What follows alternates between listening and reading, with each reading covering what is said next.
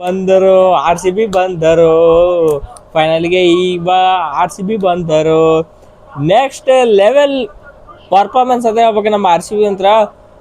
One of the best greatest goat legend match ಅಂತ ಹೇಳ್ಬೇಕು ಇವತ್ತಿನ ಮ್ಯಾಚ್ನ ಹತ್ರ. ನಮ್ಮ RCB ಫೈನಲ್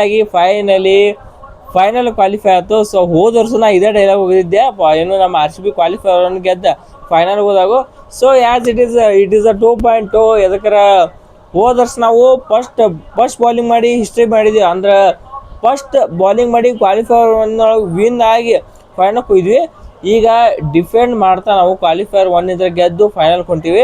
ಸೊ ಇದರಿಂದ ಏನು ಗೊತ್ತಾಗೈತಿ, ನಾವು ಫಸ್ಟ್ ಬ್ಯಾಟಿಂಗ್ ಆಡ್ರೆ ಅಟ್ಟ ಗೆಲ್ತೀವಿ, ಸೆಕೆಂಡ್ ಬ್ಯಾಟಿಂಗ್ ಆಡ್ರೆ ಅಟ್ಟ ಗೆಲ್ತೀವಿ ಅನ್ನೋ ನಮ್ಮ ಟೀಮ್ ಅಲ್ಲ.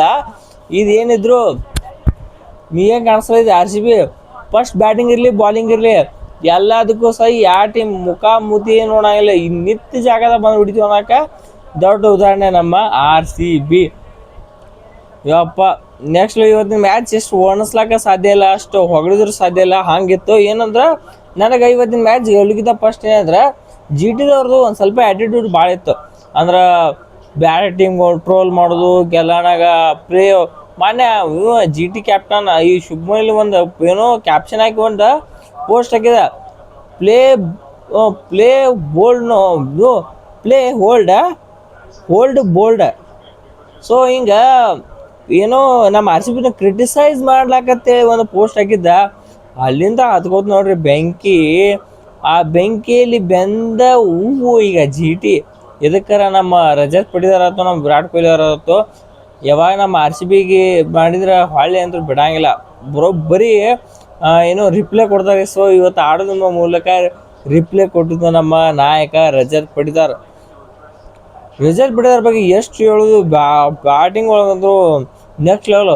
ಎಲ್ಲರೂ ಗಾಬರಿ ಆಗಿದ್ದು. ಏನಂದ್ರೆ ಒಂದು ವಿರಾಟ್ ಕೊಹ್ಲಿನೂ ಗಾಬರಿ ಆಗಿದ್ದು, ಇಡೀ ಈ ಸ್ಟೇಡಿಯಮ್ದಾಗ ಯಾರ್ಯಾರಿದ್ರು ಎಲ್ಲರೂ ಗಾಬರಿ ಆಗಿದ್ದು.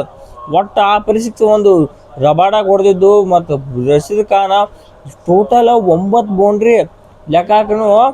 ಆರಂಭದಲ್ಲೇ ಎಷ್ಟು ಆರಂಭದ 54 ಆಕೈತಿ. 54 ರನ್ನ 4 ಹೊಡೆದಾರ. ಮತ್ತು ಇನ್ನೊಂದು 3 ರನ್ 4 ರನ್ನ ಇದು ಅಲ್ಲ 3 ರನ್ 4 ರನ್ 5 4 ರನ್ ಇದ್ದೆ 4 ಹೊಡೆದಾರ. ಸೊ ಆಲ್ಮೋಸ್ಟ್ ನನಗೆ ಮಾಹಿತಿ ಬಂದಿದ್ದ ಪ್ರಕಾರ ಒಂದು 70ರಿಂದ 80 ರನ್ ಬರೀ ಬೌಂಡ್ರಿ ಒಳಗೆ ಹೊಡೆದಾರ ರಜತ್ ಪಡಿದಾರ. ಏನು ಕ್ವಾಲಿಫೈರ್ ಬಂದ್ರೆ ಇನ್ 2022 2022 ಸೇಮ್ ಪರ್ಫಾರ್ಮೆನ್ಸ್. ಅಲ್ಲಿ ಸೆಂಚುರಿ ಬಂದಿತ್ತು, ಇಲ್ಲಿ ಸೆಂಚುರಿ ಬರಲಿ. ಆಟ ಪ್ರಕಾರ ಈ ಮನುಷ್ಯ ಸೆಂಚುರಿಗೆ ಆಡೋ ಮನುಷ್ಯನ ಅಲ್ಲ. ಇದಕ್ಕೆ ಆ ಕಡೆ ಇನ್ನೇ 2 ಬಾಲ್ ಇದ್ದು, ಆ ಬಾಲ್ ಕೈದಾಡಿ ಹೊಡಿಬೋ ಅವಕಾಶ ಇತ್ತು. ಎಲ್ಲಿ ಏನೋ ಎಲ್ಲಿ ಅದನ್ನ ಮಾಡಲಿಲ್ಲ. ಇದಕ್ಕೆ ರಜತ್ ಪಡಿದಾರ ಬೇಕಾಗಿದ್ದು ಟೀಮ್ ಸ್ಕೋರ್ ನಮ್ಮ RCB ರನ್ ಸ್ಕೋರ್ ಮಾಡೋಕ್ಕೂ ಫೈನಲ್ಗೆ ಹೋಗ್ಬೇಕಾದ್ರೆ ಅಂದಿದ್ದು. ಇನ್ನೊಂದು ನೆಕ್ಸ್ಟ್ ಲೆವೆಲ್ ಇವತ್ತು ವೆಂಕಟೇಶ್ ಹಚ್ಚಿದ ಬೆಂಕಿ ದಾಗ ಉರ್ದಿದ್ದ ಪೂರಾ GT ಟೀಮ್ನ ಸರ್ವನಾಶ ಮಾಡೋಗಿತ್ತು ಹೇಳ್ಬೇಕು. ಇವತ್ತು ಧರ್ಮಶಾಲೆ ಒಳಗೆ ಧರ್ಮದೇಟು ಬಿದ್ದಿತ್ತು GT ಟೀಮ್ನವ್ರಿಗೆ. ಇವತ್ತು ಭುವನೇಶ್ವರ್ ಕುಮಾರ ಯು ಬೋರ್ಡ್ ಅಂತ ಹೇಳ್ಬೇಕು. ಯಾಕಂದ್ರೆ ಭುವನೇಶ್ವರ್ ಕುಮಾರು ಇಂಥ ಬಾಲಿಂಗ್ ಅಂದ್ರೆ ನನಗೆ ಇವತ್ತು ಮೋಸ್ಟ್ ಇಷ್ಟ ಆಗಿದ್ದು ವಿಕೆಟ್ ಯಾರ್ದಂದ್ರೆ ಶುಭ್ಮನ್ ಗಿಲ್. ಯಾವ ಪರಿಚಯ ಅಂದ್ರೆ ಗೊತ್ತಾನ, ಶುಭ್ಮನ್ ಗಿಲ್ ಅಗದಿ 6 ಹೊಡೆದ ಮುಂದೆ ಬಂದು 6 ಎತ್ತಿ ಹವಾ ಮಾಡ್ಕೊಕ್ ಬಂದಿದ್ದ. ಆದ್ರೆ ಈ ಹೊಡಿಲಾತಿದ್ದು ಯಾವ ಬಾಲರ್ಗಳಿಗೆಲ್ಲ ಭುವನೇಶ್ವರ್ ಕುಮಾರ್ ಕಟ್ಕಟ ಆಡ್ಲಕ್ಕ ಮಂದಿ ಅನ್ಸುತ್ತೆ. ಅಂಥ ಟೈಮ್ದಾಗ ಮುಂದೆ ಎತ್ತಕ್ಕೆ ಹೋರ ಮತ್ತೇನಾಗಿತ್ತು, ಅಣ್ಣ ಬಿಟ್ಟಾನ ಸಿಕ್ಕಿದ ಅದೇಳಿ ಸ್ವಾಮಿಗೆ ಸ್ಟಂಪಿಗೆ ಹೋಗಿಸಿದ ಖಾತಮ್ಮ ಔಟ. ಗಿಲ್ಲ ಎಂಥವ್ರಿಗೆ ಯಾರಿಗೆ ಅಟ್ಯಾಕ್ ಮಾಡಬೇಕು ಯಾರಿಗಿಲ್ಲ ನೋಡ್ಕೊಂಡು ಮಾಡ್ಬೇಕು. ಹೋಗಿ ಎಲ್ಲ ನೀವು ಹೊಡ್ಯವ್ರಿಗೆ ಹೊಡ್ಲಿಕ್ಕೆ ಬಿಟ್ಟಾರ ಸೀದಾ ಹೊಡ್ದಾಗ ಅಲ್ಲಿದಲ್ಲಿ. ಮತ್ತು ಇನ್ನೊಂದು ನಮ್ಮ RCB ತೆಗೆದು ಅಂದ್ರೆ 1 ರನ್ 2 ರನ್ ಟೋಟಲ್ 254 ರನ್. ನನಗೆ ಗೊತ್ತಾಯ್ತು ಯಾವಾಗ 207 GT ಅವ್ರ ಟೀಮ ಎಲ್ಲ ಆಲ್ಮೋಸ್ಟ್ ಎಲ್ಲ test player ODI player team.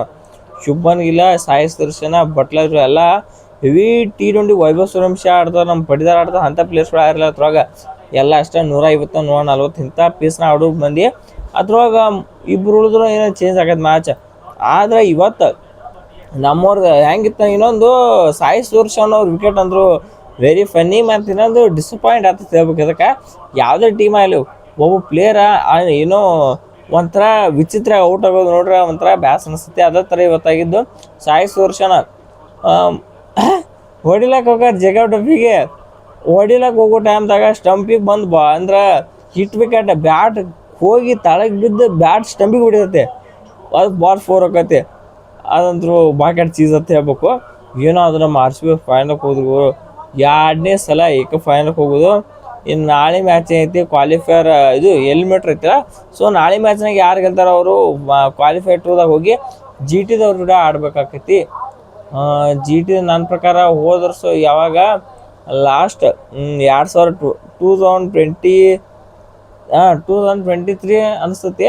So ಅವಾಗ GT ಅವ್ರು ಬಂದಿದ್ದು ಹೊಳ್ಳಿ ಏನೋ ಅವಾಗೂ ಕ್ವಾಲಿಫೈರ್ ಬಂದಿರು. ಸೊ ಅವಾಗೇನು ಹೊಡ್ಸೋದ್ರಲ್ಲ, ಹೊಳ್ಳಿ ಇದು ಆಗ್ತದೆ ದಗದ ಅಲ್ಲೇ ಭಾಳ ಏನೇನು ಆಗ್ತವೆ. ಸೊ ಅವಾಗಿಂದ ಹೊಳ್ಳಿ ಈಗ ಬರ್ಲತ್ತವ್ರು ಕ್ವಾಲಿಫೈರ್ 2ಕ್ಕೆ. ಇನ್ನೊಂದು ಅವಾಗೇನು